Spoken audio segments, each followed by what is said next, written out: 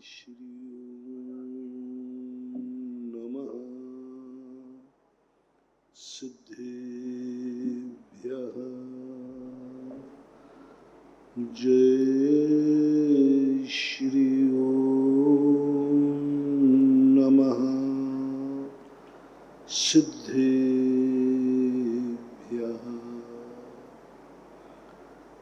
सर्वमंगल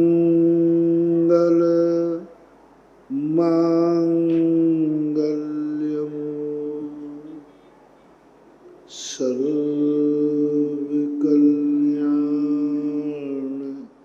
सर्वकल्याणकारकं प्रधानं सर्वधर्माणां जैनं जयतु शासनम् जैनं जयतु शासनम्। पंच परमेष्टि भगवान को आचार्य श्री गुरुवर कुंद कुंद महाराज की आचार्य श्री गुरुवर विद्यासागर महाराज मुनि पुंगव सुधा सागर जी महाराज की जय हो।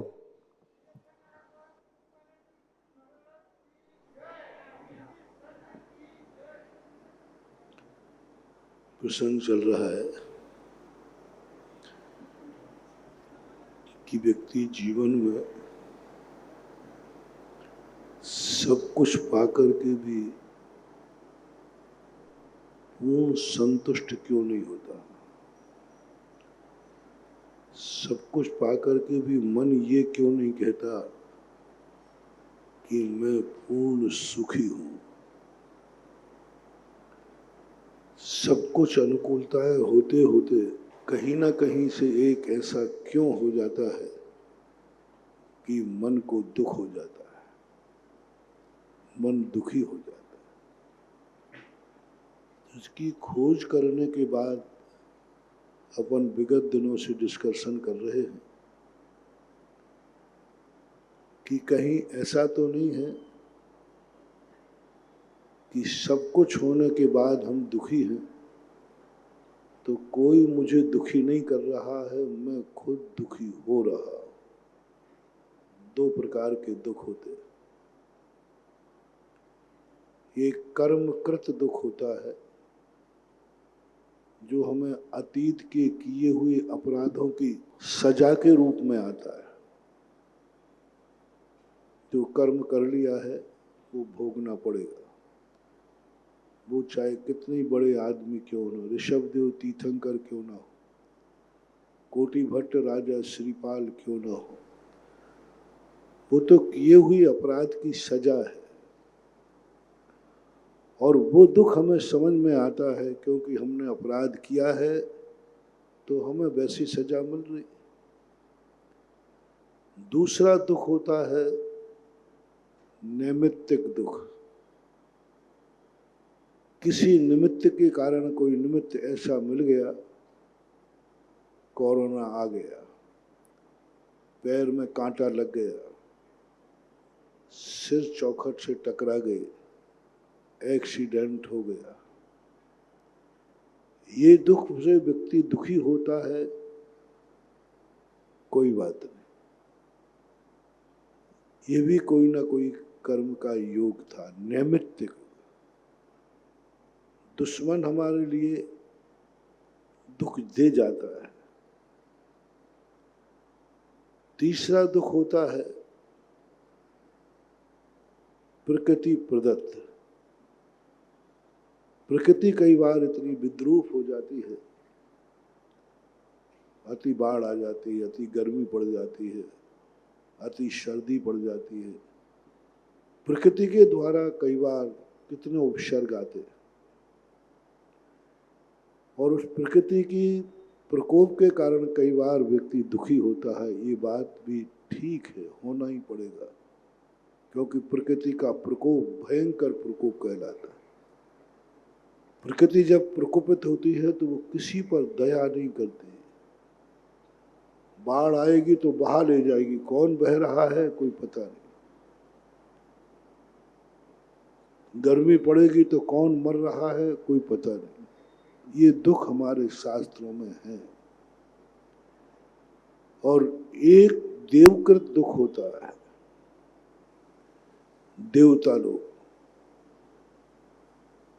देवता लोग आकर के कई बार दुख देते हैं। वे भी पूर्वभाव के बैर के कारण उससे हम दुखी हो जाते हैं। कई बार हमारे जीवन में परिवार प्रतिकूल मिल जाता है। किसी के माँ बाप ठीक नहीं है, किसी का बेटा ठीक नहीं, किसी का पति ठीक नहीं है, किसी की पत्नी ठीक नहीं, किसी का भाई ठीक नहीं, किसी की बहना ठीक नहीं। एक कौटुंबिक दुख होता है। ये सारे दुख तो समझ में आते हैं, लेकिन मैं उस दुख की बात कर रहा हूं जो सब प्रकार के, ये कोई ना देवता से है, ना प्रकृति से है, ना परिवार से है, ना धन दौलत से है, ना कोई बीमारी है। सब कोई कहीं का नहीं, सब प्रकार की सुख है। उसके बावजूद भी एक दुख बना रहता है। उसके बावजूद भी व्यक्ति दुखी रहता है। पता नहीं वो क्या चाहता है। जितना मिलना चाहिए वो सब मिल गया। चक्रवर्ती भी, रावण जैसे व्यक्ति भी, पता नहीं जो सब चाहिए वो मिल गया। उसके बावजूद भी मन में शांति नहीं है। उसके बावजूद मन शांत नहीं है। उसके बावजूद भी मन में आर्त रौद्र ध्यान की स्थिति चल रही है। ये क्या है? इसके संबंध में अपन ने परसों चर्चा की थी। इसकी खोज कहां से शुरू, कहां से आया ये दुख? कौन देता है दुख? कुछ नहीं मालूम।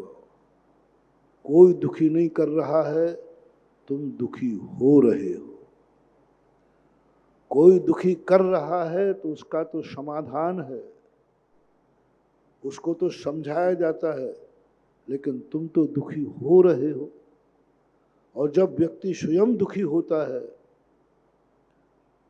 उसका कोई इलाज दुनिया में नहीं, शास्त्रों में नहीं, मंत्र नहीं, पूजा नहीं, पाठ नहीं, साधना नहीं, क्योंकि ये दुखी हो रहा है।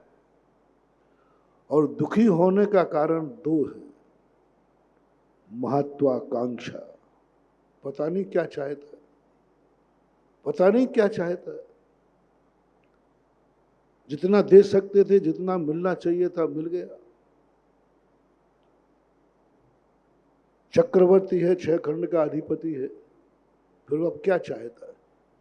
360 रसोइया थे, सब अनुकूल भोजन था, लेकिन बस एक ललक लगी, किसी ने एक फल दिखा दिया, बस ये फल मुझे मिलना चाहिए। बस वही उसकी मौत का कारण बन गया। कोई दुख नहीं, कर्म दुख नहीं दे रहे थे, उसकी खुद की महत्व। रावण के क्या नहीं था? बताओ, रावण को किसने दुखी किया? कर्मों ने नहीं, सोने की लंका थी। क्या दुख दिया? शक्तिमान में सबसे बड़ा शक्तिमान था। रावण कभी बीमार नहीं हुआ, कभी उसके बीमारी की कोई चर्चा नहीं आई। शक्ति में आज तक कोई उसको युद्ध में जीत नहीं पाया। सब तरफ से, सब कहीं से भी नहीं। रानियों की तरफ से 16,000 रानियां थी। फिर ये क्यों दुखी हुआ? क्यों दुखी हुआ? किसने दुख दिया? दुखी हुआ नहीं है, किया नहीं है किसी ने, वो दुखी हुआ है। अब चलते हुए कोई दुखी हो जाए तो क्या करे? दूसरे की एक नारी को देखकर दुखी हो जाए तो क्या करें? दुनिया की नारियां बाजार में निकलना बंद कर दें या तुम अपनी आंखें फोड़ लो? क्या करें?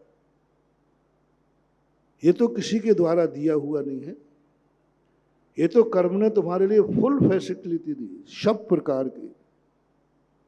उसके बावजूद भी तुम मानसिक दुखी हो रहे हो, उसके बावजूद भी इतना दुख, तुम्हें इतना दुख। रावण बेचैन हो गया, रावण इतना दुखी हो गया, वो नहीं समझ पाया। मंदोदरी ने यही कहा, जिस पुरुष के लिए 16,000 स्त्रियां कम पड़ रही हैं, हे पतिदेव, क्या गारंटी है कि विदेही के आने के बाद तुम पूर्ण तृप्त हो जाओगे? क्या गारंटी? जो 16,000 में संतुष्ट नहीं हो गया, यदि मिल भी जाएगी विदेही, मिलना तो मुश्किल ही है, फिर भी तुम फिर किसी को देखोगे, फिर तुम असंतुष्ट हो जाओगे, फिर किसी को देखोगे, तुम्हारी इच्छाएं जो संतुष्ट होता है वो एक ही व्यक्ति संतुष्ट हो सकता है, जो संयम ले लेता है। यदि तुम नियम ले लेते हो तो ही संतोष है, नियम के बिना कुछ नहीं। कब ये मन कहाँ किस पर मचल जाए कुछ नहीं कह सकता।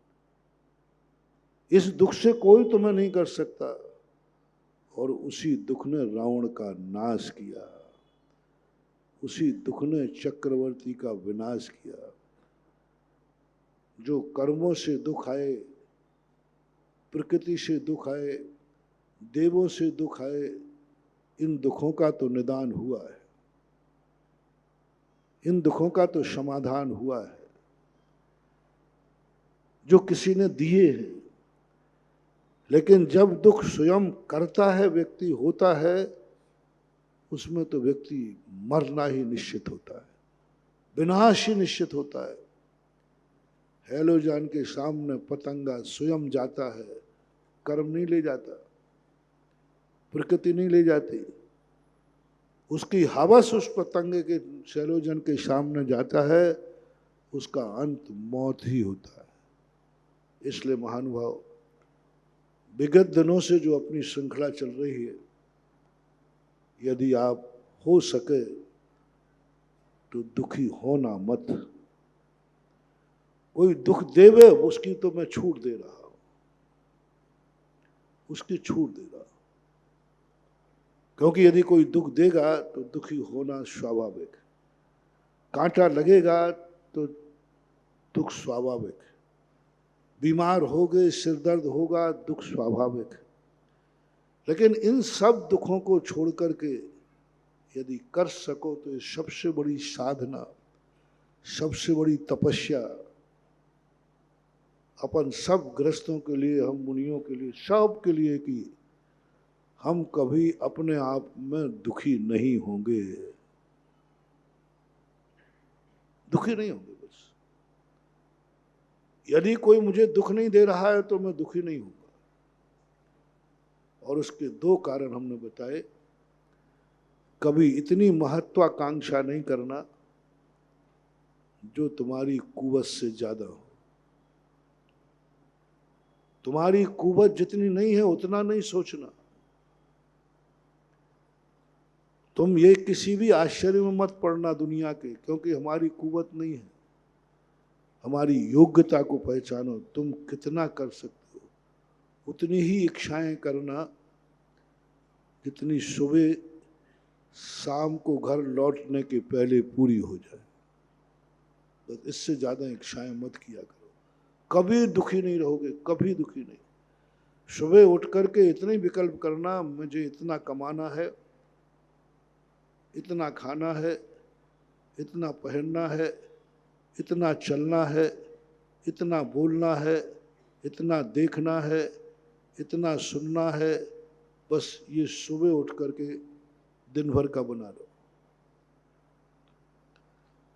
और थोड़ा औकात तुम बनाना, जितना शाम तक कर सको। बल्कि यदि आप थोड़े से और होशियार हैं थोड़े से आप में धर्म के संस्कार हैं, थोड़े से धर्म में संस्कार हैं, तो जितना पूरा कर सकते हो उसमें थोड़ा सा कम इच्छा करना, कम इच्छा करना।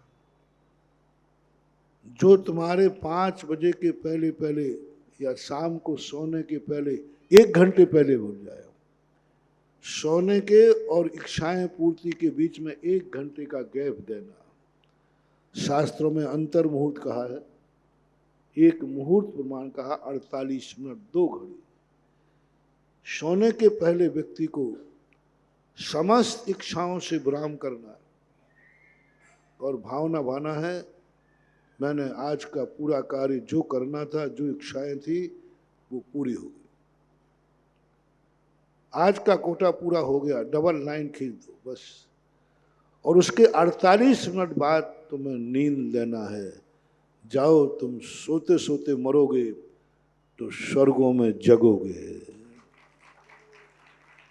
सोने के फ्रेश होकर, पूर्ण होकर, तृप्त होकर के सोना, पूर्ण होकर। हमारे शब्दों में आया है शास्त्रीय पूर्ण होकर, बस जो आज करना था सब कर लिया। 1 घंटे पहले 9 बार नमोकार मंत्र पढ़ो, 1 घंटा जाप ध्यान जो भी करना है करो, बस उसके बाद सो जाओ।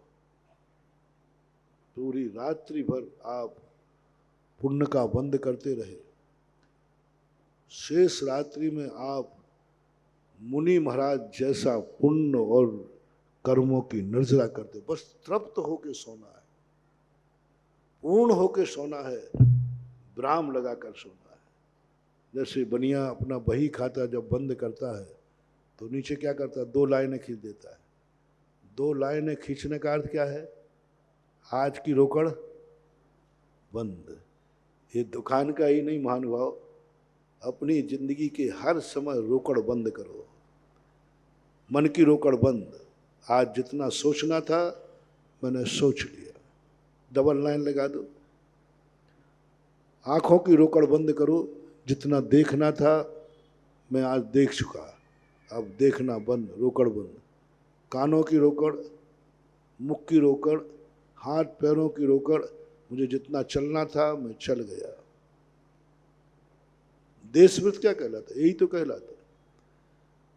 सुबह उठ करके देश वृत्ति क्या नियम लेता है, आज मैं इस दिशा में इतना ही चलूंगा, इससे ज्यादा जाऊंगा ही नहीं, चलना बंद हो गया। आज मुझे जितना करना था डबल लाइन खींच दो, मैं कर चुका। सब चीजों का, विचार का, फोन का, मोबाइल पर भी डबल लाइन खींच दो। अब मैं सुबह तक के लिए मोबाइल त्याग, मुझे जितने मोबाइल करना थे सोने के 1 घंटे पहले कर लेना। सोने के 1 घंटे पहले, 48 मिनट पहले आप कर देना, बस जो कुछ करना था बंद हो गया। अब मैं सबको जो कुछ भी, जिससे बोलना था, बालना था, चालना था, जो कुछ भी करना था, सोने के 48 मिनट पहले आपको विराम दे के सोना है। जाओ, ऐसे व्यक्ति को दुनिया में कभी वो दुखी हो ही नहीं सकता। दुख देने वाला तो दे सकता है, वो तो बात नहीं कहूँ, मच्छर काट सकता है, लेकिन तुम दुखी नहीं हो सकते क्योंकि पूर्ण विराम करके सोए। कुछ विषय ऐसे होते हैं जो महाराज दिन भर के नहीं होते, कुछ शिक्षाएं होती हैं। तो हमारे यहाँ एक कोड पैटर्न है 15 दिन का। 15 दिन के अंदर कोई इच्छा बड़ी हो तो कहना भाई मैं इस पर संकल्प करता हूँ, इसको 15 दिन के अंदर मैं पूरी कर लूँगा। 14वें दिन पूरी करना है आप, 15वां दिन नहीं, 15 तो लास्ट है।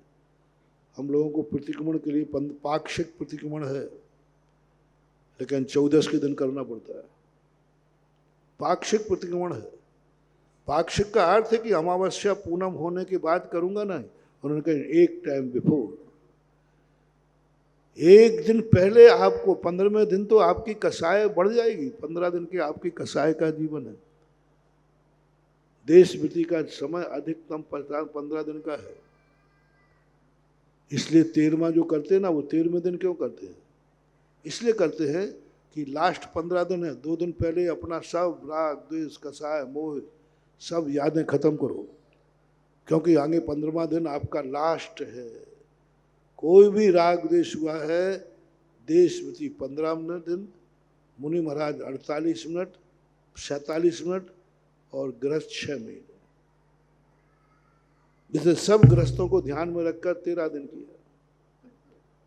13 दिन के बाद कुछ नहीं, सब साफ। ऐसे ही आपको यदि कोई इच्छा ऐसी है जो 15 दिन में पूरी हो, तो उसका 15 दिन का 14वें दिन में इसको पूरी करूंगा, अन्यथा ये शिक्षा को समाप्त कर दूंगा। यदि 14 दिन में यह इच्छा पूरी हुई तो ठीक, नहीं हुई तो शिक्षा को अपनी जिंदगी से खत्म। इसके बाद तुम्हारे लिए एक मौका और मिलेगा 4 महीने का, फिर मिलता है 1 साल भर का। अंतिम मौका दे रहा हूं। ऐसी कोई इच्छा पूरी ऐसी मत का पाल लेना कि पूरी जिंदगी निकल जाए तो भी तुम पूरी नहीं कर पाओ, और अतृप्त होके मरोगे तो दुर्योनियों में पड़ोगे। दुर्योनि कोई ऐसी इच्छा मरने के पहले, सबसे पहले संलेखनाधारी से यही पूछा जाता है, कोई तुम्हारी इच्छा बाकी? यदि आपके मन में ये आ गया, हाँ अभी तो ये काम बाकी है और मेरी मौत आ गई, समझ लेना उसकी आत्मा भटक गई, दुर्गति होगी। बनेगी तो व्यंतरों में जनेगी, अन्यथा ऐसे लोग त्रियंच और नारकी बनते हैं जो मरने के पहले अतृप्त होकर मरते। बहुत सारे लोग मरते, हमारी मौत आ गई, अभी हमारा ये काम तो रह ही गया, ये काम तो रह ही गया, अभी मेरे बेटे की शादी करना ये तो रह ही गया, बिटिया की शादी करना ये तो रह ही गया। उसके लिए जैनाचार्य ने कहा संकल्प करो, इतने साल में इतने बजे तक मरने के पहले होगी तो होगी, नहीं तो मैं सब विकल्प छोड़ दूंगा, सब अपने अपने कर्म का स्थान है, हमें कोई मतलब नहीं, या तो छोड़ो या पूर्ण करो। रिपीट करता हूं, कोई भी इच्छा का पूरी करने का काल निश्चित करो, या तो छोड़ो या उतने काल में पूरी करो। पूरी करो अच्छी बात है, नहीं कर सको पूरी तो शिक्षा को वहीं तुरंत लॉक कर दो, तुरंत खत्म कर दो। क्योंकि मैं कोई इच्छा लेकर सोना नहीं चाहता, मैं कोई राग द्वेष लेकर 15 दिन निकालना नहीं चाहता, मैं कोई राग द्वेष इच्छा लेकर के मरना नहीं चाहता। और सबसे ज्यादा व्यक्ति, मैंने सर्वे किया, कोई दुखी नहीं कर रहा है, व्यक्ति दुखी हो रहा, कोई नहीं कर रहा, ना कोई गाली दे रहा है ना कुछ, बस बैठा बैठा व्यक्ति दुखी हो रहा है। इसी में दुखी है, मेरे पास यह नहीं है, मेरे पास यह नहीं है, मेरे पास यह नहीं है, बस इसी में। खाने पीने सब है, जैसा मैंने रावण का उदाहरण दिया, अब इसी में दुखी हो गया। तुम्हारे पास सब कुछ था लेकिन तुमने बस कुछ मान देख ली, तुम दुखी हो। ये अनर्थ दुख से यदि तुम जिंदगी में बच गए, इससे बड़ी तपस्या कोई दूसरी होगी नहीं। फर्स्ट एंड पहली तपस्या यह करो, पहला साधना ये करो, पहला पुरुषार्थ ये करो, चाहे मंदिर आओ चाहे पूजा करो, पहला ये करो कि मैं जो मैंने स्थान बताए, रात्रि में अतृप्त होकर नहीं सोऊंगा, 1 घंटे पहले समस्त कार्य निवृत्त करके प्रभु की भक्ति या आत्म साधना करके सोऊंगा। और यह दुखी। दूसरा कारण व्यक्ति दुखी होता है महत्वाकांक्षाओं से। तीसरा कार्य होता है जो उसके पास है उसमें संतोष नहीं है। समझना, महत्वाकांक्षा का तो अर्थ है वो कहेगा इतना है कि नहीं, वो साहब जो है वो तो ठीक है, मना नहीं करेगा, भाई तेरे पास सब कुछ, आप वो तो सब ठीक है, ऐसी कोई गड़बड़ वाली बात नहीं है, लेकिन वो चीज चाहिए, लेकिन वो चीज चाहिए। मकान है कि नहीं, बोले है, सब कुछ है, लेकिन हवेली नहीं। सब कुछ है कि नहीं, बोले सब कुछ है, लेकिन वो लेकिन लगा करके अपनी लाइन को बड़ी कर देता है, मना नहीं करेगा। महत्वाकांक्षी कभी ये नहीं कहेगा कि जो मेरे पास है कुछ भी नहीं है। वो कहे है सब कुछ, सब सही है, कहीं कोई परेशानी नहीं है। लेकिन रावण ने अपनी जिंदगी में कभी नहीं कहा कि मेरे पास कुछ नहीं है। वो कहता सब कुछ ठीक है, सब कुछ ठीक, सोना ठीक, चांदी ठीक, रानियां ठीक, सब ठीक है, लेकिन मत लगाना, लेकिन मत लगाना। सब ठीक कहते हुए तुमने लेकिन लगा दिया, इसका अर्थ है सब मिट्टी में मिला दिया।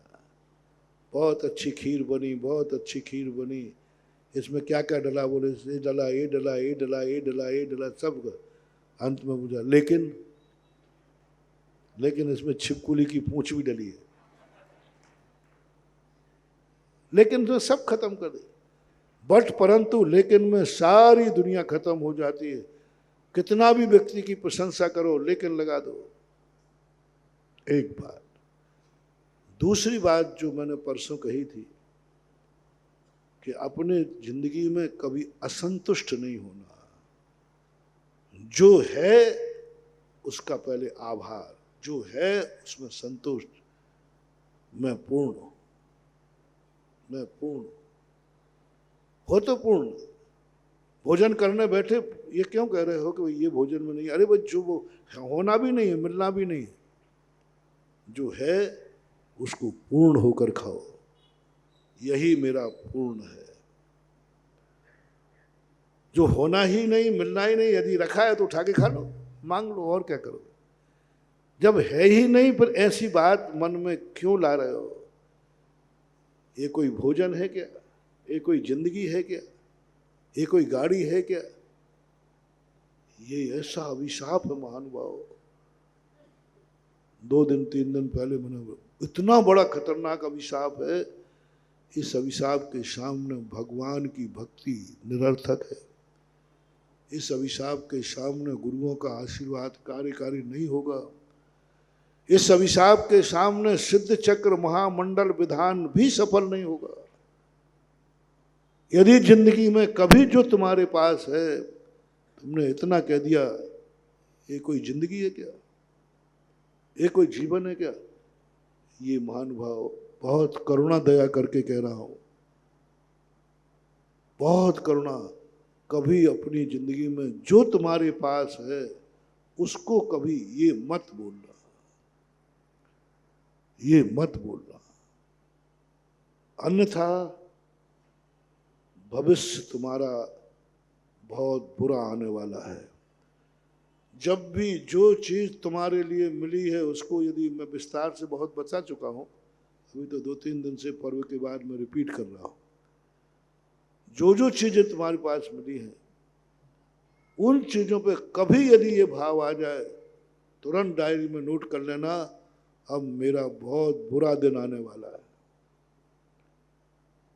बुरा दिन आने वाला है। बुरा दिन इसलिए नहीं कि तुम्हारा कोई बिल्ली ने रास्ता काट दिया, सांप ने रास्ता काट दिया, नहीं, कोई बुरा नहीं करेगा तुम्हें।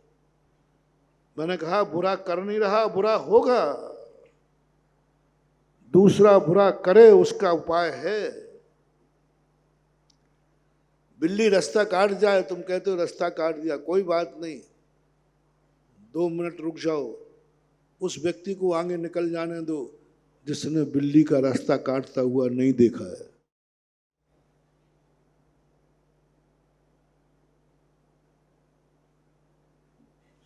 सांप रास्ता काट जाए, कुछ नहीं करना है। ऐसा नहीं कि तुम दूसरे को आगे कर दो, चाहे तूने पढ़, नहीं, जिसने उस बिल्ली को या उस रास्ता काटते नहीं देखा है वो निकल जाए।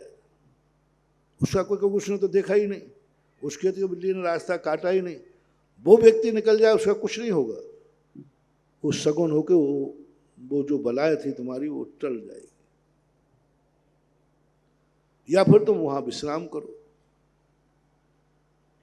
सन 1989 की 79 की घटना है। पूज्य गुरुदेव राजस्थान से लौट रहे थे, चतुर्मास करने के लिए किशनगढ़ का पंच कल्याणक के बाद चांदखेड़ी सोचा चतुर्मास के लिए, अनुकूलता नहीं बनी। वहाँ से फिर बिहार हुआ। बिहार करते करते थूबंजी गांव पहुंचे। थूबंजी क्षेत्र गांव में 3 किलोमीटर का अंतर लगभग। वहां एक सर्प आया। आचार्य सिंह आगे बढ़े, वो सर्प फन फैला के रास्ते में आ गए। आचार्य सिंह रास्ता बदल दिया, वो दूसरे रास्ते पे आ गए। 3 बार आचार्य सिंह रास्ता बदला। अंत में वो सांप हर बार रास्ते में आ जाए घूम करके। आचार्य सिंह ने वहीं स्कूल में रात्रि व्यतीत करने का मन बना लिया। वो रात्रि में वहीं रुके, सुबह फिर जाकर के वहां पहुंचे। 3 को सामने पहुंच जाते आराम से। तो या तो ऐसी दशा को बदल दो आप रास्ते, या रुक जाओ। फिर भी वो ना माने अब शकुन, तो उसका एक इंतजार किसी दूसरे को निकल जाना, क्योंकि वो तुम्हें संकेत दिया किसी बुरे का। अब इसका तरीका, लेकिन तुम तो दुखी हो रहे हो। ये तो दुखी के संकेत है, कर्म है, कोई ना कोई संकेत। लेकिन यहां तो तुम दुखी हो रहे हो, क्योंकि तुम्हें जो मिला उसमें संतुष्ट नहीं हो। ये कौन दुख दे रहा है? जो मिला उसमें संतुष्ट नहीं हो, यानी जो है उसका आनंद नहीं है। बस ये कोई चीज है क्या? कभी भूल करके आज एक नियम ले लो, चाहे दिवाली का दिन क्यों ना हो, सूखी रोटी हाथ में क्यों ना हो, पर ये नहीं कहना, ये मन में नहीं लाना ये कोई भोजन है क्या दिवाली के दिन? नहीं। थैंक्स कहो, थैंक्स कहो। थैंक्स ना कह सको तो कम से कम उसको कहना मत, क्योंकि ये अभिशाप इतना खतरनाक है। मैं तुम लोगों की जिंदगी पढ़ता हूं, मैं तुम लोगों के विचारों को सुनता हूं। मेरे पास प्राय शास्त्रों में हर संकट को दूर करने का कोई ना कोई उपाय लिखा है। जैसे मेडिकल डॉक्टर कई बार कहता है कि साहब मैं क्या करूं, दवाई है, ये रोग है। 10 डॉक्टर बैठ गए, 25 डॉक्टर बैठ गए, सबने कहा साहब रोग भी यही है और ये भी पक्का है, गारंटी है दवाई। सैकड़ों लोग इस बीमारी के ठीक हुए, लेकिन पता नहीं क्या हो रहा है, ये दवाई नहीं लग रही, दवाई नहीं लग रही। दवाई होते हुए नहीं लगना, बहुत बड़ा मोटिवेशन दे रहा हूं मानव। दवाई होते हुए नहीं लगना। मरीज पकड़ में आ गया मर्ज तो भी नहीं लग रही दवाई, क्या कारण है? क्या कारण है? होते हुए दवाई है फिर भी लग नहीं रही, क्या कारण? जिंदगी में और कोई कारण नहीं मानव। सबसे बड़ा कारण है हमारा, जब हमारे पास जो कुछ था हमने उसको एक्सेप्ट ही नहीं किया। हमारे पास जो था, हमारा शरीर स्वस्थ जितना था, हमने एक्सेप्ट ही नहीं किया। हमारी जिंदगी में सब कुछ प्रभु ने दिया, कर्मों ने दिया, हमने एक्सेप्ट ही नहीं किया। हमने ये नहीं कहा प्रभु बहुत दिया तूने, बहुत दिया। ये न कहते कोई बात नहीं, हमारा भगवान तुम्हारे 2 शब्दों का भूखा नहीं है। कम से कम उसको कोसते तो नहीं, उसको कोसते तो नहीं कि ये कोई भोजन है क्या, ये कोई जिंदगी है क्या, ये परिवार है क्या, ये कोई घर है क्या। मत करना, मत करना, मत करना। बहुत खतरनाक अभिशाप है। दुनिया के सारे अभिशाप काटने के उपाय हैं। कितना भी बड़ा तुम्हें कोई अभिशाप दे दे, कितना ही बड़ा साधु, कितना ही बड़ा भगवान भी दे दे, तो उस अभिशाप के भी काटने के उपाय हैं, लेकिन ये अभिशाप कभी कटता नहीं है जो तुमने खुद अपने लिए दिया है। तुम खुद का अभिशाप खुद के लिए। अरे दुनिया के अभिशाप तो सुने हैं, लेकिन हम खुद को अभिशाप दे रहे हैं। खुद को पुण्य में मिली, जो वस्तु मिली है वो पुण्य से मिली है, और तुम उस पुण्य को कोस रहे हो, उस पुण्य को नकार रहे हो, उस पुण्य पर अपने बद्दुआ दे रहे हो। वो पुण्य कहेगा ठीक है, आज ये नसीब तेरे में है, कल ये भी नहीं होगी। नोट करना डायरी में, ये पत्थर की लकीर है, पत्थर की लकीर है। आप इसको कभी भी, कोई दुनिया की ताकत इसमें हेर फेर नहीं कर सकती। इस जिंदगी में बस एक प्रयास कर लो, सारी दुनिया को दुख देवे देकर तुम एक कर लो, मैं कभी अपनी जिंदगी से असंतुष्ट नहीं रहूंगा और इतनी इच्छाएं नहीं करूंगा कि जो मैं जिंदगी में भी पूरी न कर पाऊं। पड़ोसी की थाली देखकर कभी भोजन मत करना, अपनी जठराग्नि देखकर भोजन करना, तुम कितना पचा पाओगे। होटल में जाकर पड़ोसी की थाली देख करके मांग मत करना, तुम अपना जेब देखना, तुम कितना बिल दे पाओगे। पड़ोसी को खाते देख करके यदि तुमने ऐसा किया तो काउंटर पर बेइज्जती होगी, फिर बेइज्जती होगी। कुवत कम गुस्सा भारी लक्षण है पिट जाने का, और आमद कम और खर्चा भारी लक्षण है मिट जाने का। पड़ोसी में देखना बंद करो,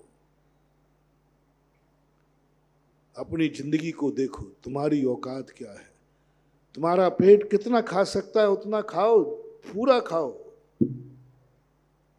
लेकिन पड़ोसी का देख के मत खाओ। तुम्हारी थाली में जो है पूरा खाओ, सब खा जाओ जितना है, लेकिन पड़ोसी की थाली देखकर गिलास लोगे मुंह में, मजा नहीं आएगा, आनंद नहीं आएगा। तुम उसके अभाव में दुखी हो जाओगे और तुम रोटी भी पूरी खा जाओगे, लेकिन मजा नहीं आए। जैन दर्शन का सबसे बड़ा सिद्धांत नमोकार मंत्र से भी बड़ा है, भगवान के नाम से भी बड़ा है, मुनि पद से भी बड़ा है, भक्तांबर से भी बड़ा है। संतोष, मैं अपने आप में तृप्त हूं, न तृप्त हूं, और अब मेरी इच्छाएं इतनी और है, यदि इस तारीख तक पूरी हो गई तो ठीक, नहीं तो इसको भी मैं विराम लगा दूंगा, मैं अपनी जिंदगी खराब नहीं करूंगा। तीसरा कारण जो तुम्हें बताया था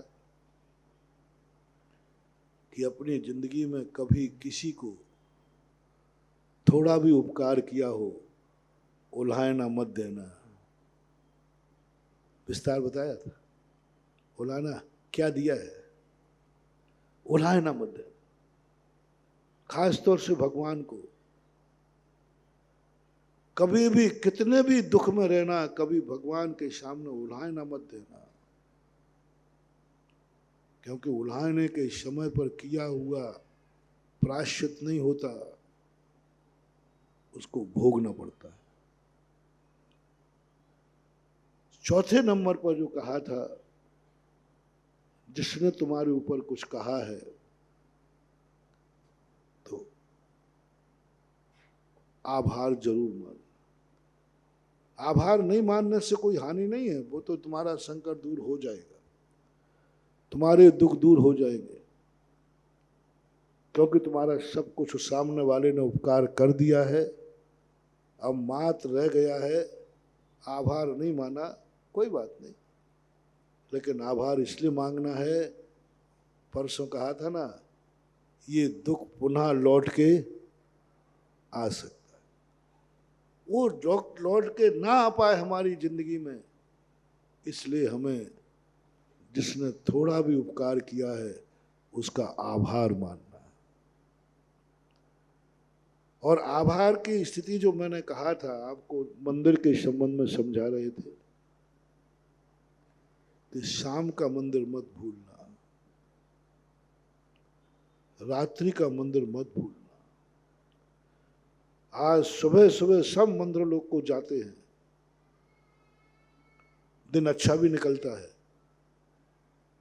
और आप कहते हैं महाराज अच्छा रहा, बढ़िया हो गया, जो संकट था वो टल गया। 2-4 दिन, महीने, 15 दिन के बाद महाराज वो तो फिर से आ गया, महाराज फिर घाटा लग गया। पहले घाटा लगा था जैसे तैसे आपका पूरा हो गया, महाराज वो फिर से आ गया, फिर घाटा हो गया, फिर परेशानी आ गई। तो तुम्हें सोचना है कि तुम इतने दिन में जिस कारण से तुम्हारा संकट दूर हुआ था उसको उसके बाद तुमने याद किया कि नहीं? नहीं, वो तो नहीं किया, वो तो महाराज उसी दिन भूल गए जिस दिन काम।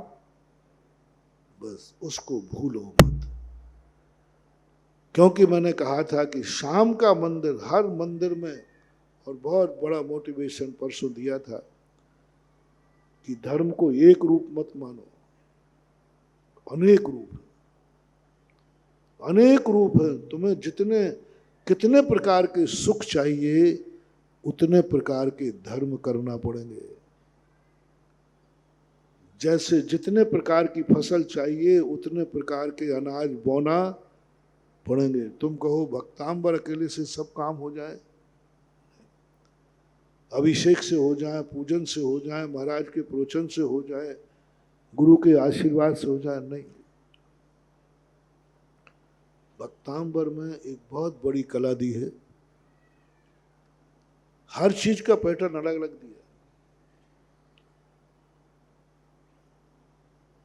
जब अग्नि लगी तो उन्हें भगवान का नाम लेने की बात नहीं कही, शब्द पकड़ना। मैं पूज्यवर मानतुंग आचार्य की एक एक पंक्ति पर मैंने बहुत गौर किया, इस शब्दों का परिवर्तन क्यों, ये संकट मोचक 8-10 काव्य क्यों लिखे इन्होंने। एक लिख देते भगवान तेरा नाम लेने से सब प्रकार के संकट दूर हो जाते, एक श्लोक में अलग अलग। अंतर क्या पड़ा? उन्होंने कहा जब अग्नि लगी तो क्या करें, अभिषेक करने जाए? नहीं।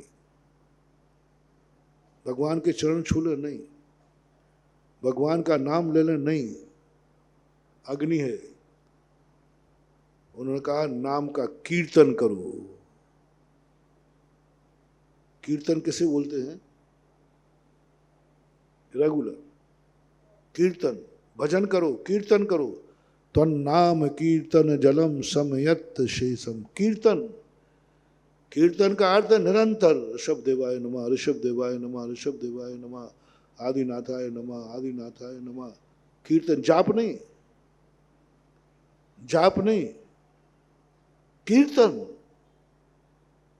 उनकी कीर्ति गाओ, कीर्ति गाओ। जो तो कीर्तन का अर्थ होता है उनकी कीर्ति गाओ। गुणों का नाम से कोई मतलब नहीं है, जिस नाम को तुम बढ़ रहे हो उसकी कीर्ति क्या है, यश क्या है, विशेषता क्या है, गुणानुवाद क्या है।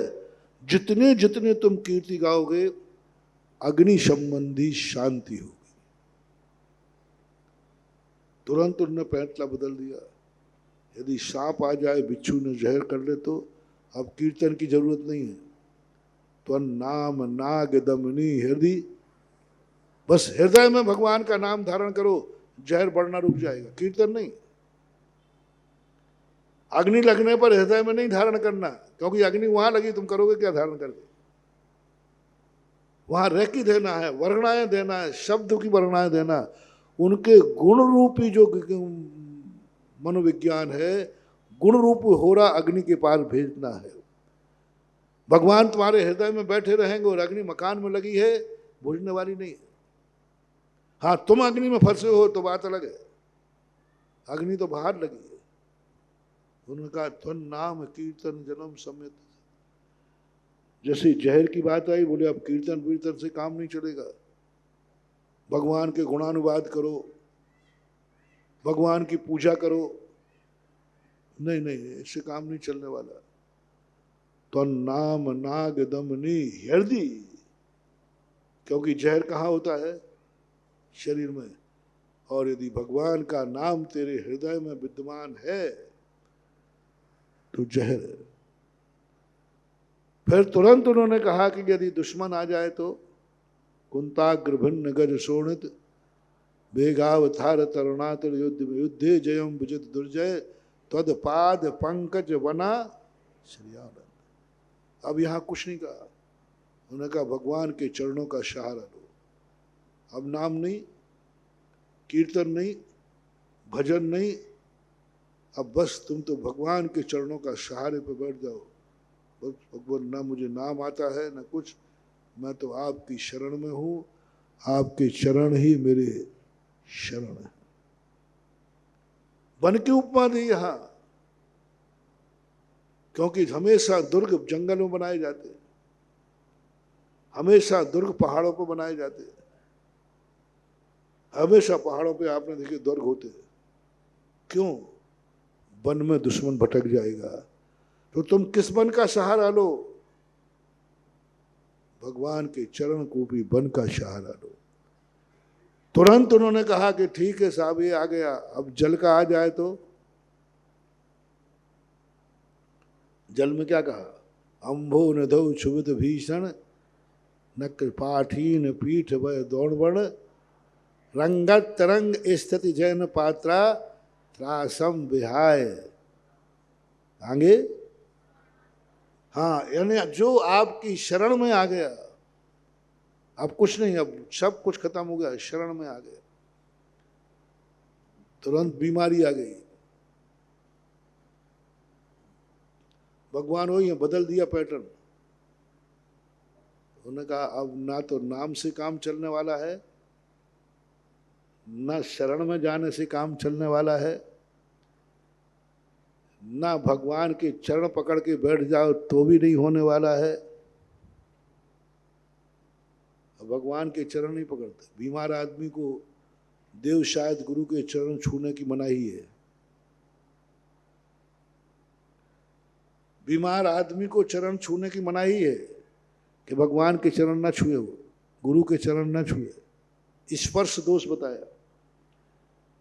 नाम वाम से अब कुछ होने वाला नहीं है, क्योंकि शरीर में बीमारी है, वायरस है, एंटीबायोटिक दवाई चाहिए। हाँ, अब वो नाम कीर्तन से नहीं। उन्होंने कहा अब क्या करें भगवान? उन्होंने कहा त्वदपाद पंकज रजोमृत। जल वाले में कहा त्वदपाद पंकज विधौ आदि कह करके, यहाँ कहा त्वदपाद पंकज रजोमृत।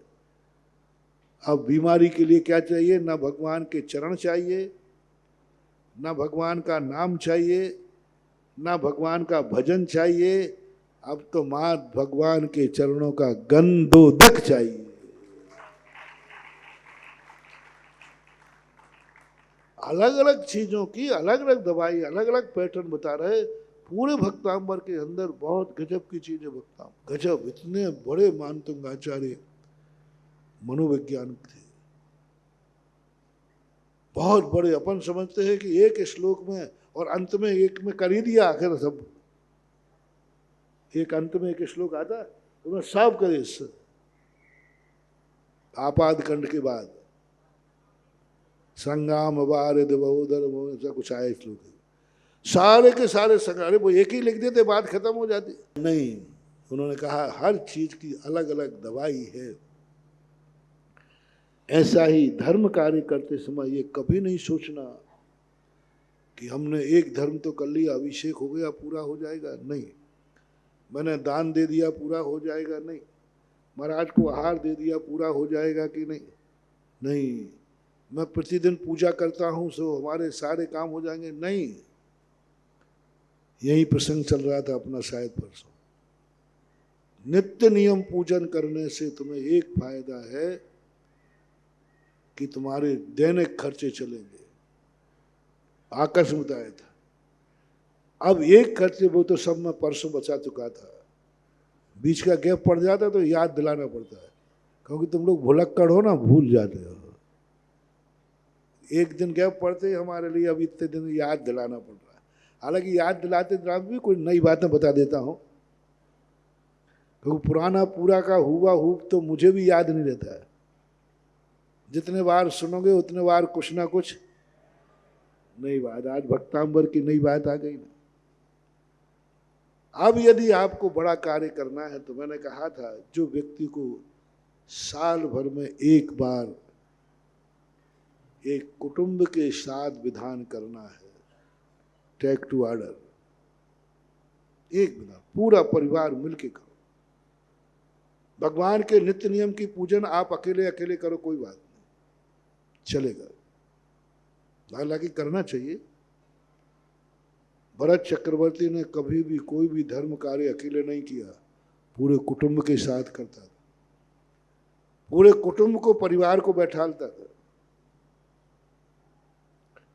3 व्यक्ति तो उसके जीवन में सबसे पहले नित्य नियम पूजन में, स्वयं, उनकी पत्नियां और उनके बेटा बिटिया, ये तो मस्ट था, प्रतिदिन उसके बिना पूजन करते ही नहीं था। इतना ना कर सको तो कोई बात नहीं नितिन, लेकिन साल भर में एक विधान, एक पूजा कुटुंब के साथ करना है। जो एक चूल्हे पर रोटी खाते हो, एक दुकान से कमाई करते हो, एक ही व्यापार है, एक घर में रहते, वो सब मिल करके साल भर में एक विधान जरूर करना। मान लो पूरे परिवार का रक्षा कवच दे रहा हो। सामूहिक संकट तुम्हारे पूरे परिवार पे कभी आ गया तो, सामूहिक पूरे परिवार पे आ गया, उसको कौन निवारण करेगा? सामूहिक परिवार पे आ गया तो उसे कौन सुलटाएगा? तुम भगवान को पुकार पुकार के मर जाओगे तो भी तुम्हारे कुटुंब का संकट दूर नहीं होगा। पूरा गाड़ी में बैठा है पूरा कुटुंब, और तुम अकेले मंदिर आते थे और पूरा परिवार में कोई नहीं आता था, कोई रक्षा नहीं करेगा। हो सकता है उनका बहुमत रहा तो तुम्हारा पुण्य भी पाप में बदल जाएगा। बहुत बड़ी पैथी दे रहा मानवा। एक व्यक्ति भगवान का भक्त था, गाड़ी में 10 लोग थे, 9 लोग भक्त नहीं थे, और एक्सीडेंट की नौबत आ गई। अब वो एक व्यक्ति भगवान को पुकार रहा, भगवान मैं तो आपका भक्त हूँ, आपकी पूजा करता था, महाराज जी बचाओ, आपका बहुत भक्त हूँ, शिविर में भी था, मैंने तो 29 शिविर कर लिए हैं, हाँ इतना किया उतना किया। क्योंकि 9 लोग कौन बैठे हैं? 9 लोग कौन बैठे? वो मंदिर ही नहीं जाते, वो महाराज के पास कभी गए ही नहीं। अब 9 लोगों का जो पाप कर्म का उदय है वो तुम्हारे पुण्य को भी पाप में बदल देगा। सूखे पेड़ों के बीच में कभी कभी हरा पेड़ भी जल जाता है। इसलिए महानुभाव कह रहा हूं, मैं भगवान की तरफ से नहीं बोल रहा हूं, साल भर में एक बार कभी अपने गुरु के पास, अपने भगवान के पास पूरे कुटुंब के साथ धूप देना, एक साथ धूप देना, अलग अलग नहीं, एक साथ पूरे परिवार मिलकर के धूप देना। अलग अलग तो धूप देते हो तुम, महाराज को, भगवान को नमोस्तुते, उसमें कोई संदेह नहीं है, लेकिन एक बार पूरे परिवार के मिलके साथ, होली दिवाली 10 लाख पर्व सब मिलके धूप देंगे, और एक बड़ी पूजा विधान का सब लोग जो जहां सुन रहे हैं ये नियम बनाते जाना अपनी जिंदगी। बाद में मत आना महाराज जी पूरा परिवार निपट गया, और फिर बाद में नहीं पूछना महाराज जी मैं क्या करूं। इसलिए मैं कहता हूं जितने तुम हमसे पूछते हो मैं सब बता देता हूं, लेकिन प्रवचनों में। पर बाद में अलग, महाराज जी हम भी कर लेंगे, मैं तो नहीं बोलूंगा। महाराज जी एक बार आप प्रवचन ने कहा था कुटुंब की रक्षा के लिए करना, वो क्या बोला था? मैं कह दूंगा मुझे पता नहीं है। इसलिए आज सुन लो सारे दुनिया के लोगों, मेरे भक्त लोगों, साल में एक बार पूरे परिवार के साथ एक मंदिर में, एक तीर्थ क्षेत्र पर जाकर के और एक बार एक विधान करना है। एक बार पूरे परिवार के साथ मिलकर के गुरु का दर्शन करना है, एक बार साल भर, अकेले नहीं, किसके साथ? ये कह करके आज मैं पूरा परिवार आया हूं। व्यक्तिगत आशीर्वाद की दम अलग है और परिवार का अलग। तुम मत समझना कि आशीर्वाद एक ही क्वालिटी का होता है। हाँ महाराज, आज बताया क्वालिटी आशीर्वाद में भी है। मैं नहीं करता हूं, वो अपने आप आपने कहा महाराज जी मुझे आशीर्वाद दो, दे दिया। आपने कहा मेरे पूरे परिवार है महाराज, परिवार को आशीर्वाद। इसकी ताकत उस समय जितने परिवार के लोग नमोस्तु कर रहे हैं, उस समय वो आशीर्वाद उतना ताकतवान हो गया। इसमें नमोस्तु से ताकत आती है। कितने लोगों ने नमोस्तु किया है, कितने लोगों ने नमोस्तु किया है एक साथ, और कितने लोग एक साथ चाहते हैं, उतनी ताकत है। एक बार शायद मैंने कभी कहा होगा, भगवान का गंधोदक हमेशा एक ही ताकतवान होता है, मत समझना। भगवान का गंधोदक, भगवान वही है, कलश वही है, जल वही है, और तुम भी करने वाले वही हो। बहुत अंतर होता है, बहुत अंतर होता है। नित्य नियम अभिषेक किया, कितने लोग शामिल हुए अभिषेक में, उसको देख करके गंधोदक की ताकत बढ़ेगी। जैसे ही गंधोदक आपने डाला जल, एक ने देखा, एक की एनर्जी उसमें पहुंची। 1000 लोग एक साथ बैठे और सबने ताली बजाकर कहा, वो गंधोदक 1000 गुना ज्यादा हो गया, 1000 गुना ज्यादा हो गया। तुम समझते हो कि ये भीड़ को देखकर लोग बोली लेते हैं, ये मान कसाया? नहीं, पहले मैं भी यही मानता था। अकेले में कोई नहीं हो तो कोई बोली नहीं लेता, भीड़ हो तो। बाद में जब मैंने कहा कि नहीं, ये लोग सब पता तो नहीं करेंगे, मानी लोग, अच्छे अच्छे लोग भी, भीड़ का वो उतना गुना गंधोदक बढ़ेगा, उतना गुना उसकी गंधोदक एनर्जी होगी। यही मंदिर हैं सारे भारत के, आपको मंदिर पता होगा, जिन मंदिरों में अभिषेक करने वाले नहीं थे, मंदिर ही नहीं जाते थे लोग। आज उन्हीं मंदिरों में लाइन क्यों लग रही है? भगवान वही, मैंने कुछ भी नहीं किया, सब कुछ वही है। मात्र सारे मंदिरों का जो चमत्कार है, सामूहिक अभिषेक का चमत्कार है। वही गंधोदक पहले भी लेते थे, उसी मूर्ति का सबका। बहुत सारे लोग आश्चर्यचकित हैं, कमेटी समाज आश्चर्यचकित है। महाराज जी हो क्या गया, आपने किया क्या, ये बताओ, ये क्या हो गया हमारे मंदिर में? वही अभिषेक, वही सब कुछ, कुछ नहीं। और आज ऐसा चमत्कार हो रहा है कि जो गंधोदक ले जाता है वो कहता मेरा काम हो गया। क्यों? मैंने कुछ नहीं किया, मां सामूहिक अभिषेक का चमत्कार है। पूरी समाज मिलकर के जब बैठी हो और उस समय भगवान का अभिषेक करो, उस समय उसका चमत्कार, उसकी शक्ति उतनी गुनी बढ़ जाती है जितने लोगों ने जब वो अभिषेक को देखा है, अनुमोदना की है, दृष्टि से एनर्जी बढ़ाई। इसलिए सामूहिक अभिषेक का गंधोदक लिया करो। जितना बड़े रूप में का, जितनी बड़ी भीड़ का गंधोदक हो, जितने ज्यादा, जिस दिन ज्यादा हो, उस दिन का गंधोदक मत छोड़ना।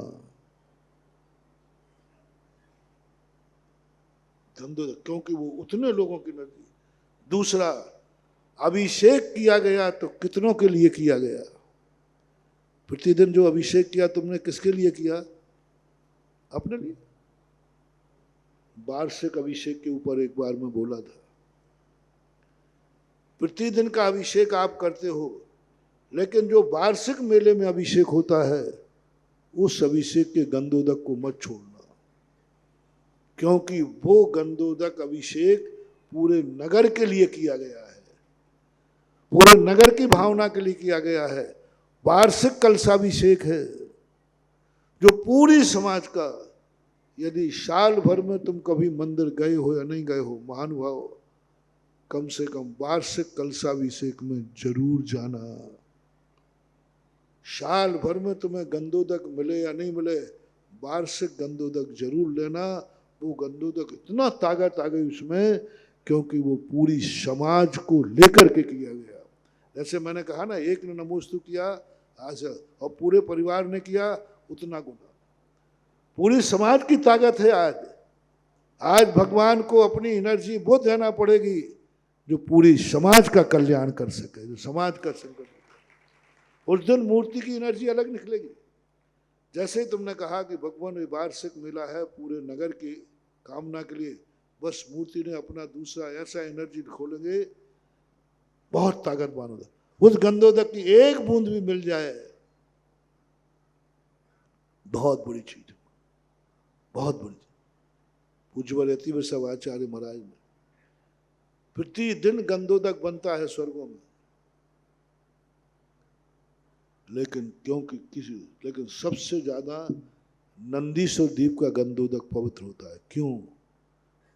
और उस समय देवता एक एक बूंद को तरसते हैं, क्योंकि पूरे चारों निकाय के देवता उस समय वहां मौजूद रहते हैं। उस मौजूदगी में जो अभिषेक होता है वो देवता जानते हैं कि जिंदगी भर का गंधोदक अलग चीज है और नंदीश्वर की अष्टान का पर्व का गंधोदक अलग चीज है। क्योंकि वो उनका वार्षिक मेला है, चातुर्मासिक मेला है। चातुर्मासिक मेला है जिसमें सब देवता, किसी भी अकृत्रिम चैत्यालयों में सभी देवता एक साथ नहीं जाते, नंदीश्वर में जाते। इसलिए महानुभाव जो जहां सुन रहे हो, अपने मंदिरों में सामूहिक अभिषेक शुरू करो। 5 बजे गया, अपनी ठाकुर जी उठाए, घंटी बजाई, जय हो, और चला आया, कोई देखने वाला ही नहीं। ऐसे ही चलता था। ललितपुर में भी यही होता था। क्षेत्रपाल में तो सुबह 4 बजे से शुरू हो जाता था, 5 बजे से। कब तक चलता था? मन चाहे मन अपना ठाकुर जब चाहे था।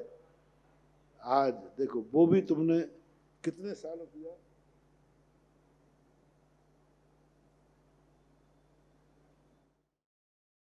भगवान कभी बिना अभिषेक के नहीं रहे। अभिनंदन तीर्थ का, लेकिन पुराना तो पुराना नाम।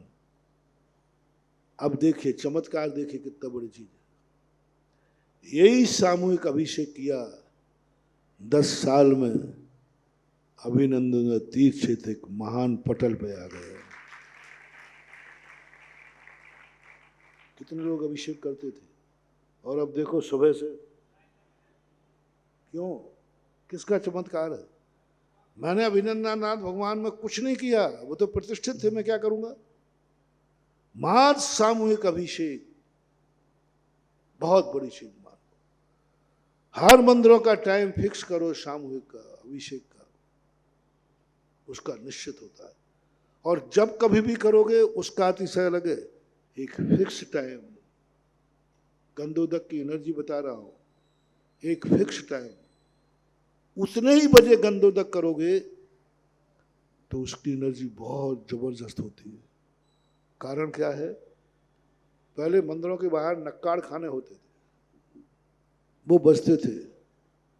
क्योंकि जिस नगर में रह रहे हैं भगवान, जिस मोहल्ले के हैं, जिस समय भगवान का अभिषेक हो रहा हो, उस समय कोई भी व्यक्ति बाथरूम में न जावे।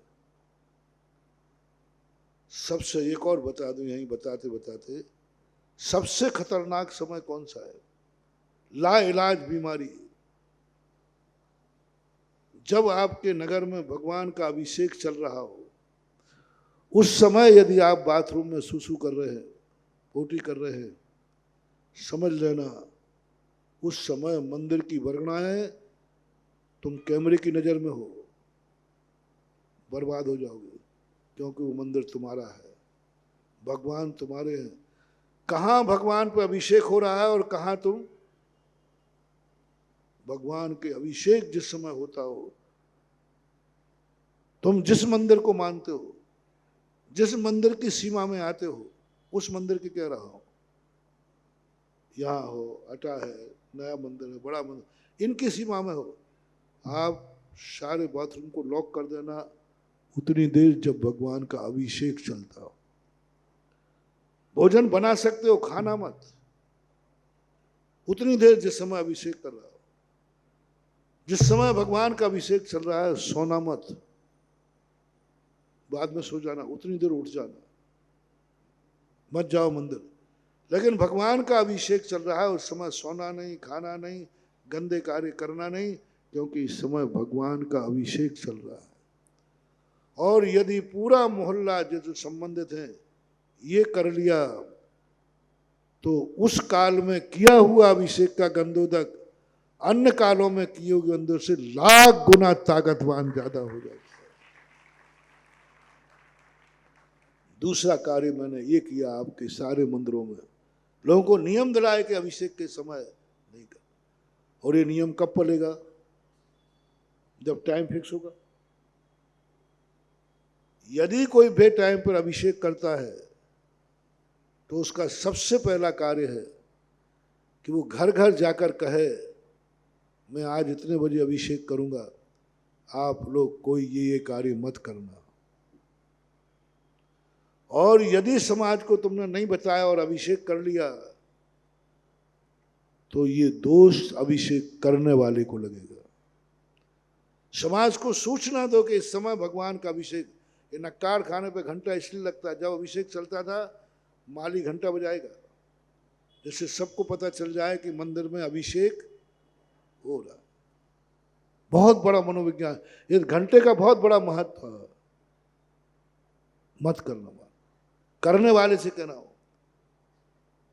और तुम सूचना दे के आ गए फिर भी सामने वाला नहीं माना तो तुम भी कान खोल के सुनो। कल मत कहना अभिषेक के समय तुमने अपने इष्ट देव के अभिषेक के समय गंदा कार्य किया तो लाइलाज बीमारी होगी, कोई नहीं बचा सकेगा तुम्हें। निधत्त निकाचित होगा, दवाई होगी, मरीज होगा, डॉक्टर होगा, लेकिन तुम ठीक नहीं होगे, क्योंकि तुमने अभिषेक के समय चाय पी थी, अभिषेक के समय भोजन किया था। इसलिए एक टाइम सामूहिक, एक टाइम अभिषेक का फिक्स करो। गंधोदक का चमत्कार, भगवान वही, सब कुछ वही। और यदि आपने 6 महीने कर लिया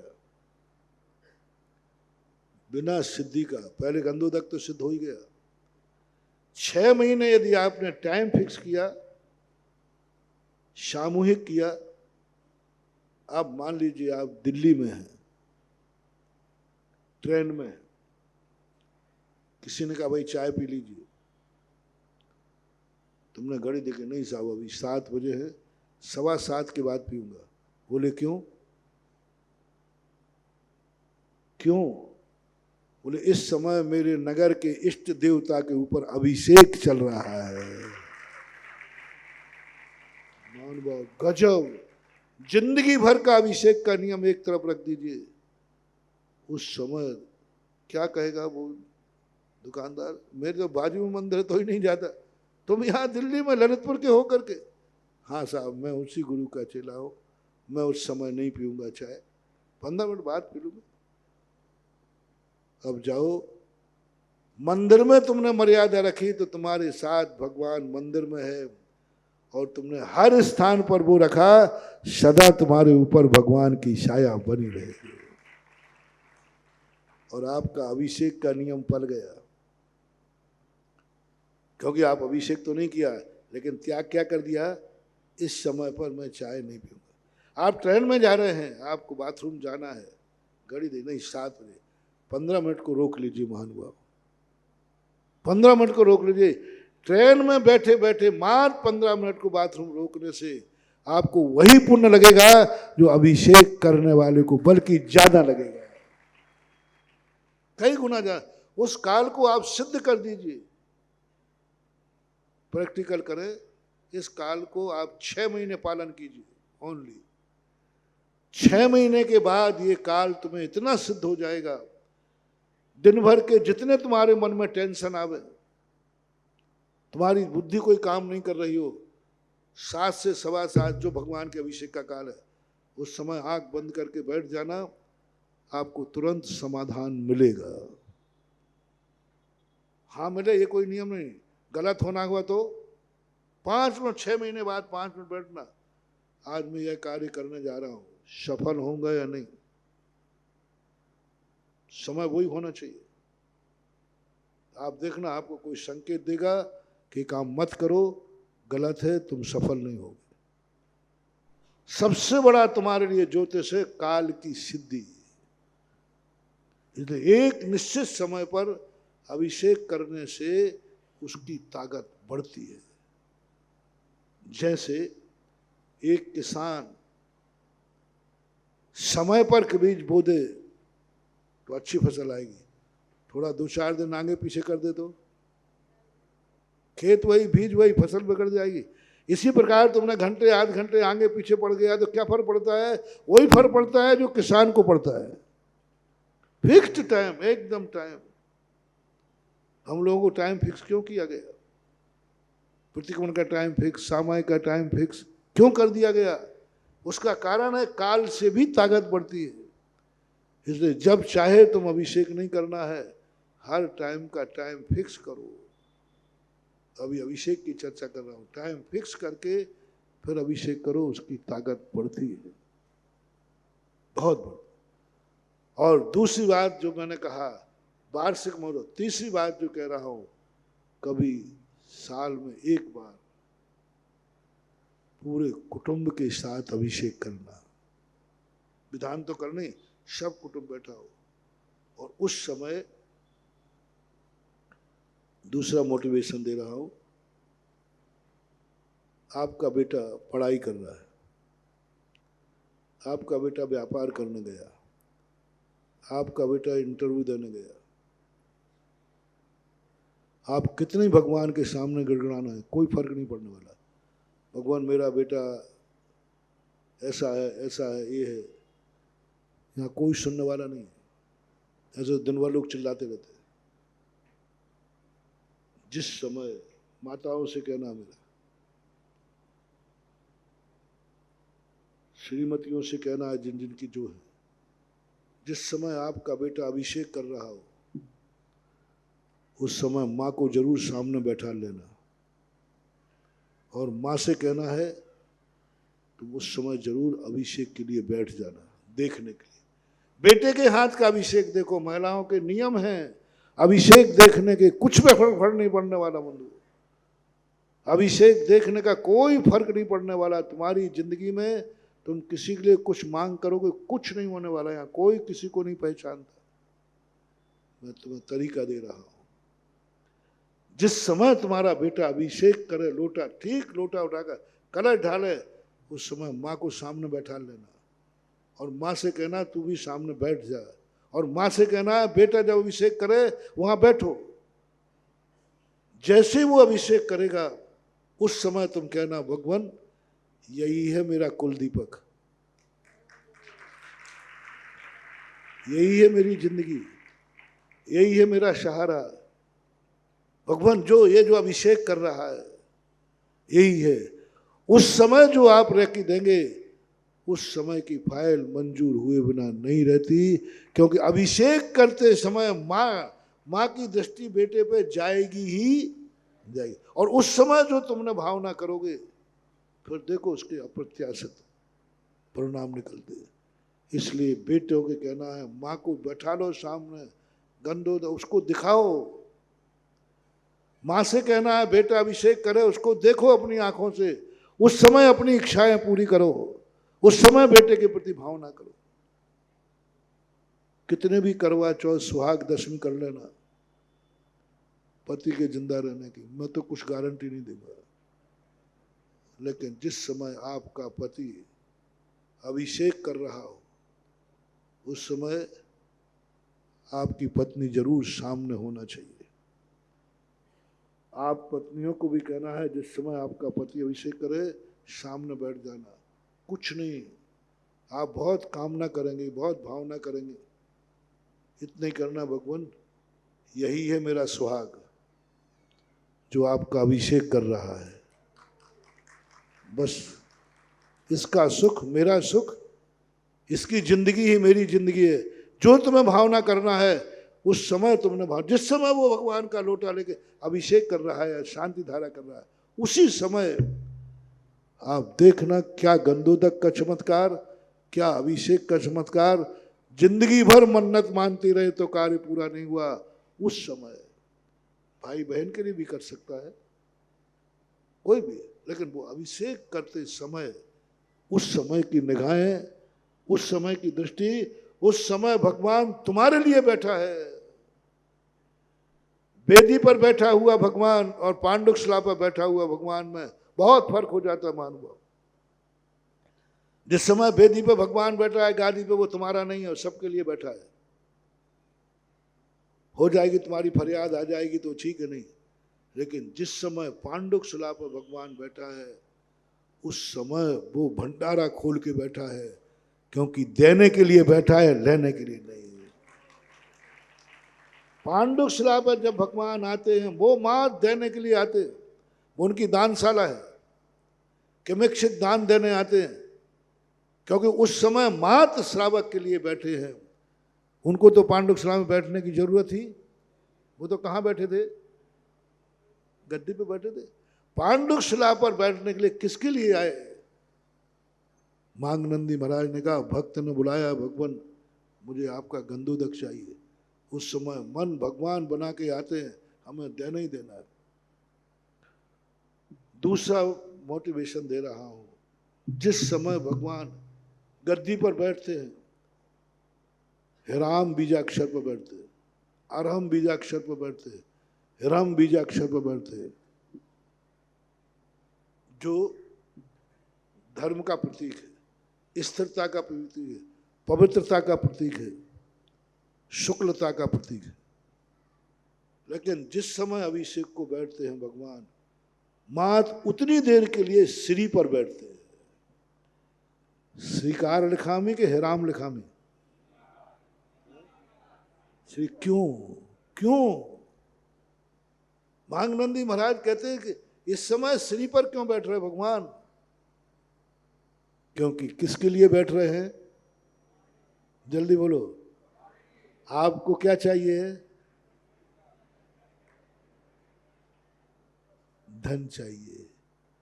जिस समय भगवान अभिषेक में श्री पर इसलिए बैठते हैं कि उस समय वे दोनों लक्ष्मियों के स्वामी हैं, और दोनों लक्ष्मियों का दान देने के लिए पांडुक शिला पर आके बैठे हैं श्री लक्ष्मी। उस समय उनका जो वरदान है अचूक होता है। इसलिए गंधोदक, कई लोग क्या करते, गंधोदक यहाँ थाली लगा दो, बच्चे को चाय पिला दी ना, वो दूध यूं पिला के जय हो भगवान, ऐसे वो। गंधोदक कहाँ आना चाहिए? श्रीकार जो लिखा है उसको टच करते हुए गंधोदक आएगा, वो तुम्हें सुख समृद्धि दायक होगा। गंधोदक की भी विधि है। कौन सा गंधोदक लिया? कानों का, आंखों का? श्रीकार से स्पर्शित होकर आना चाहिए। तो ऐसा श्रीकार से स्पर्शित होकर गंधोदक, तो वो गंधोदक भगवान उस समय, आप लोग अपने जीवन में, भरत चक्रवर्ती इस कला को जानता था, इसलिए अभिषेक करने के पहले सब परिवार को बैठाता था, सब सामने बैठो, देखो ये तुम्हारा अभिषेक, और तुम्हारे मन में मेरे प्रति क्या भाव है वो देखो। और वो जो अभिषेक करने वाला है भगवान, और समय किसी समय नहीं पहचानते। तो अभिषेक कर रहा है ना, उसी समय भगवान वो सामने मेरी बेटी ना, वो माँ है, माँ, बस अनाथ नहीं हो जाऊं प्रभु, जो सामने बैठी ना वही माँ है। अभिषेक करते समय यदि तुमने अपने परिवार का किसी का वहां एप्लीकेशन लगाई, फिर उसके परिणाम देखना, आश्चर्यचकित परिणाम हो जाएगा। क्योंकि उस समय भगवान की मुद्रा माँ दाता के रूप में है, देने के रूप में है, माँ देती है, देने के लिए ही भंडारे में आए हैं। अभिषेक का समय का भंडारा है। मैं सोचता था भगवान को कोई गर्मी तो चढ़ती नहीं, ये अभिषेक क्यों किए जाते हैं? क्योंकि उस समय भगवान की एनर्जी देने के रूप में। इसलिए आप लोग कभी कभी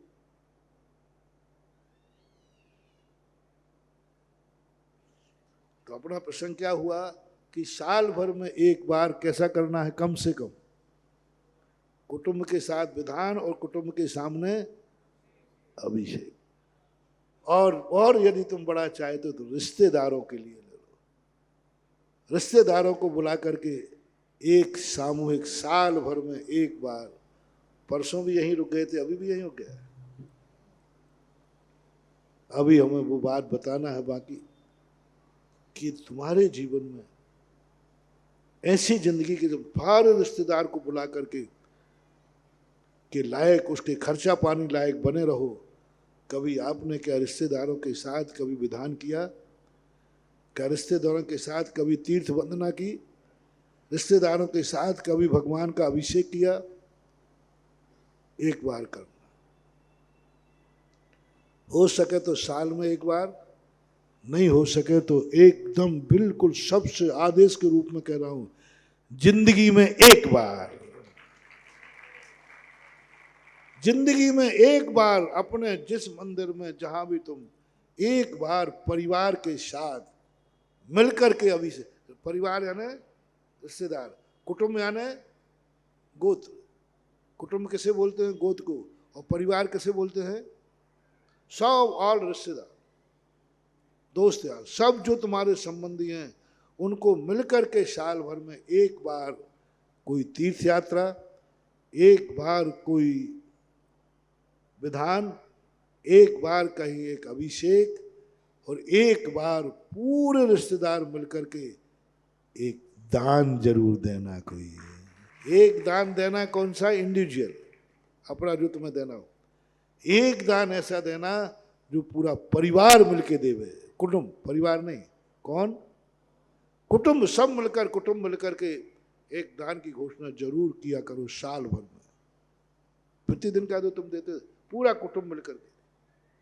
और एक दान जरूर जिंदगी में, साल भर में हो तो अच्छी बात है, नहीं तो जिंदगी में एक दान जरूर बोलना है जिसमें सारे रिश्तेदार भी शामिल होंगे।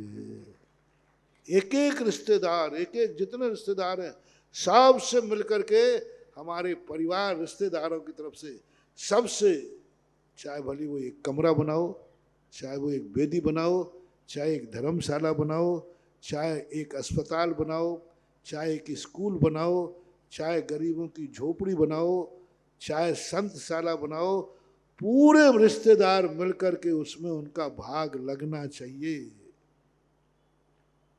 सबका, कोई कम देगा कोई, लेकिन होना किसका चाहिए? सबके। तो ये तुम्हारे लिए परिणाम क्या निकलेगा? ऐसा पुण्यबंध होगा, तुम्हें कभी गरीब रिश्तेदार नहीं मिलेगा, तुम्हारे कुटुंब में कभी कोई अमीर कोई गरीब नहीं रहेगा, क्योंकि तुमने धर्म भी किया है। अभी इसकी बातें और भी हैं, चर्चा करेंगे। आज इतना ही कह के महावीर भगवान की